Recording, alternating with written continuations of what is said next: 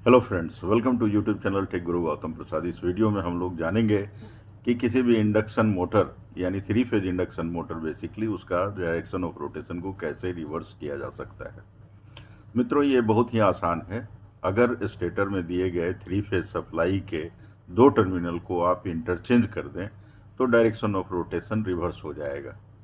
अब इस प्रक्रिया को करने के लिए आप इसे मैनुअली भी कर सकते हैं या किसी सर्किट के माध्यम से भी कर सकते हैं।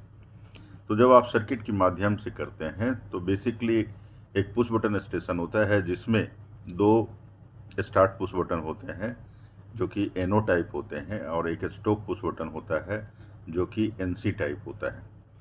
इन दोनों स्टार्ट पुश बटन की मदद से एक से फॉरवर्ड और दूसरे से रिवर्स किया जा सकता है और इसकी कनेक्टिविटी दो कॉन्टेक्टर्स से किया जाता है।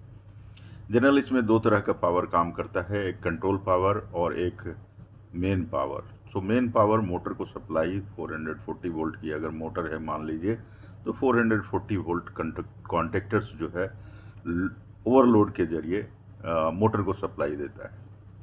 ना दोनों कॉन्टेक्टर का कॉइल को हम लोग कंट्रोल सर्किट में 110 वोल्ट या 220 वोल्ट या समटाइम्स 440 वोल्ट की माध्यम से भी कनेक्ट करते हैं और कंट्रोल सप्लाई देते हैं।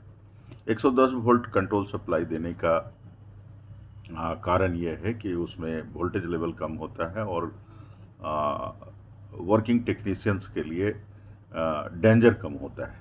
कम वोल्टेज में शॉक लगने की जो संभावना है वो कम होता है। कंट्रोल सर्किट का अगर प्रॉब्लम है तो उसे रेक्टिफाई करना आसान हो जाता है उसके लिए, क्योंकि वोल्टेज लेवल कम होता है। तो जो कॉन्टेक्टर फॉरवर्ड या रिवर्स में से जो कॉन्टेक्टर पिकअप करेगा उस बटन के जरिए, उसके बाद उसी डायरेक्शन में वो मोटर चलेगा। तो ये जो है पुश बटन के माध्यम से मैनुअली ही है, बट पुश बटन के माध्यम से कॉन्टेक्टर के द्वारा मोटर को ऑन किया जाता है। तो कॉन्टेक्टर की रेटिंग जो है मोटर की रेटिंग से मैच करता हुआ होना चाहिए, नहीं तो कॉन्टेक्टर खराब होने की संभावना रहेगी, क्योंकि उसके टिप्स जो है खराब हो जाएंगे अगर ओवरलोड में चलेंगे। तो मेरे ख्याल से आपको ये इन्फॉर्मेशन अच्छा लगा होगा, तो आप एक थम्स अप देना नहीं भूलिएगा। धन्यवाद मित्रों। इसी तरह के यूजफुल वीडियोज़ के लिए हमारे चैनल से जुड़े रहिए। अगर आपने अभी तक सब्सक्राइब नहीं किया है तो इस चैनल को सब्सक्राइब कर लें, ताकि इस तरह के यूजफुल वीडियोज़ का नोटिफिकेशन आप तक पहुंचता रहे और आप जानकारी प्राप्त करते रहें। सो धन्यवाद मित्रों, वंस अगेन, जय हिंद।